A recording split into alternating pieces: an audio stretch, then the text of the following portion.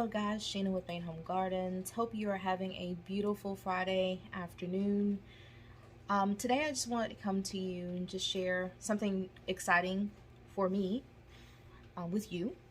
You guys, if you followed our videos at any point, you've seen our little small dehydrator that we've been using for a while now, and it's been sufficient for what we need.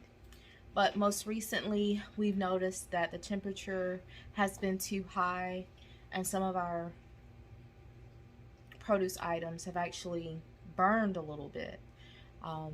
And that's not something that we want. After you spend so much time growing the produce and nurturing it, you really want to get the most benefit out of it that you possibly can. So that little dehydrator, little 5 tray, I can't think of the name brand right now, but it has served us very well. We found it at Goodwill, and that little joker has done really great.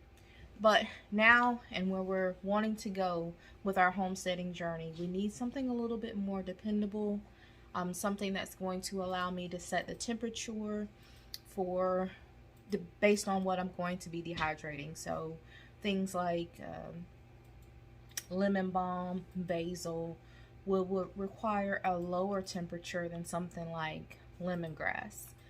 So we have decided, even though our counter space and our kitchen is quite limited, we've decided to go ahead and invest in another dehydrator. And that's what I have here. I'm going to get this unboxed, and we're going to experiment with getting it set up.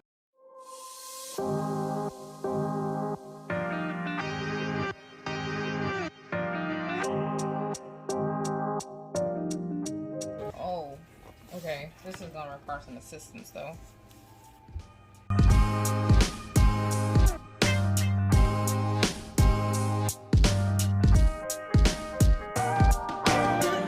Alright, so it's our Kasori premium stainless steel food dehydrator. It is kind of heavy in this box, so I had to get my son to assist me getting it out, and I'm sure I'll have to require his assistance again. We watched a few reviews before deciding to purchase this one, and one of the reasons that we purchased this one is that for the amount of space internally that it has for processing food, it doesn't take up a lot of space externally. So it's probably a little bit smaller than our microwave. Also, I remember on the video that it has stands, which is nice, especially if I wanted to set it up somewhere else besides the counter, maybe on the table, where I didn't want there to be a heat stain or something like that.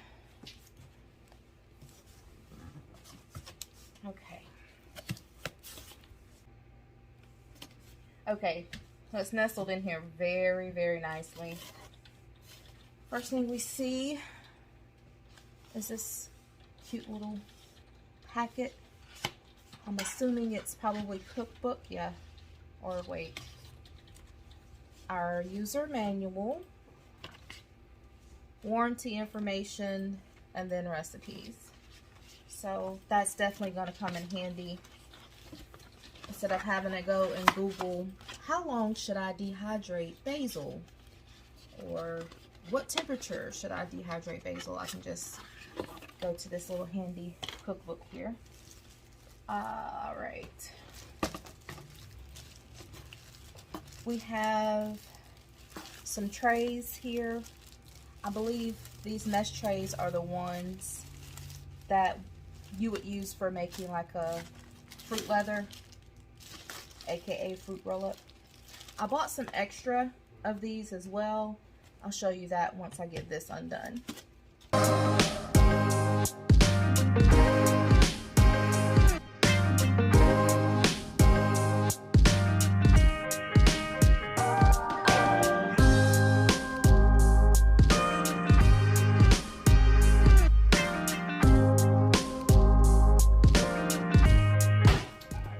I'm gonna take this off. Here's the actual mesh stainless steel dehydration trays that you would just use for your standard run-of-the-mill stuff. You get 1, 2, 3, 4, 5 trays.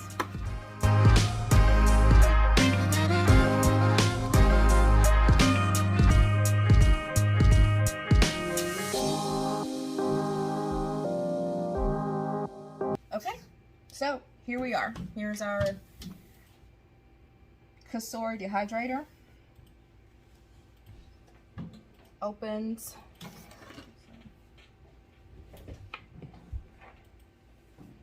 Seems like it's on level for some reason. Ah, that's why. The cord is under the bottom of it. Okay, there we go. Alright. So, wow, look at all that space. Look at all that space, guys.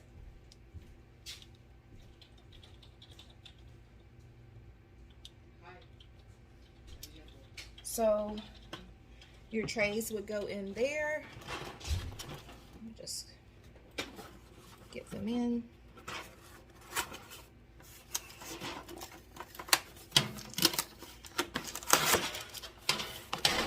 All of this has to be, of course, sanitized, wiped down, but this is how your trays would go in. Hey, Jared, give me those 2 white envelopes right there behind the pressure cooker.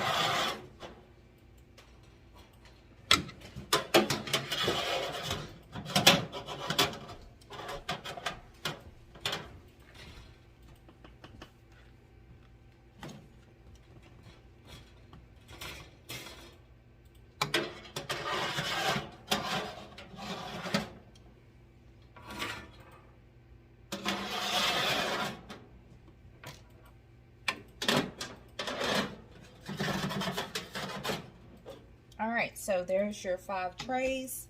Power cord is on the back here. And let's see how these leather trays work out. So I have to sit down and actually look at the instructions. I think it goes, yeah, okay. So they actually go on top of the stainless steel or the metal trays.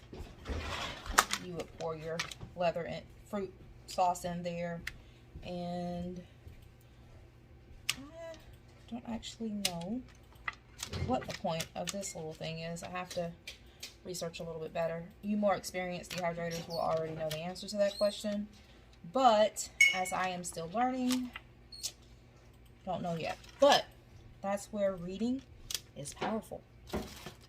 Okay, so yeah, that's how that would work. I went ahead and ordered 2 more of the stainless steel screens. I'm gonna go ahead and open these up just to make sure I got the right thing.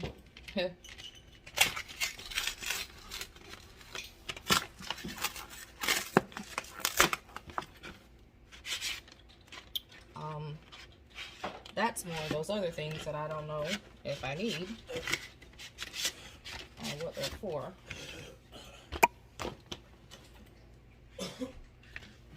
And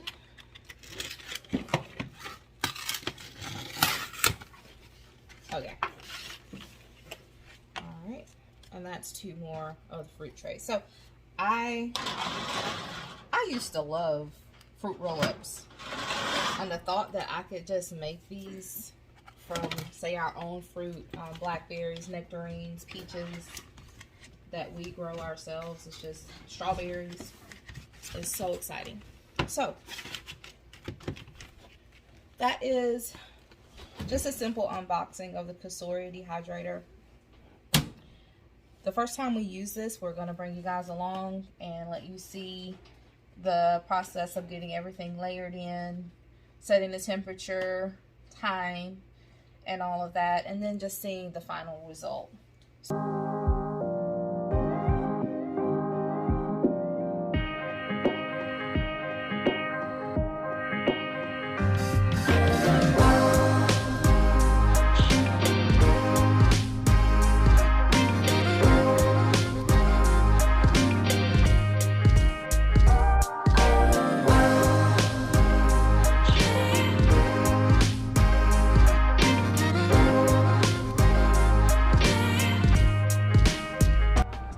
Now that I have this all cleaned up and ready to go, I'm going to just sit down with the product information, instructions, and recipe book.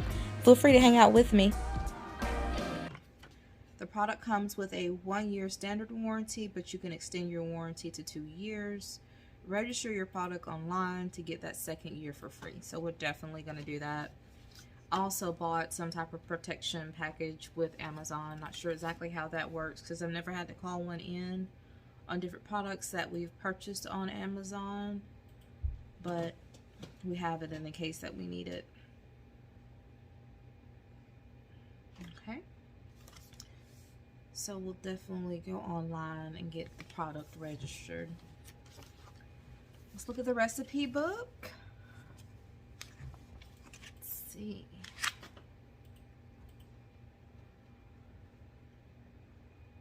Okay, so to dehydrate apples, we just made apple pie using some apples that our friend gave us, and it was delicious.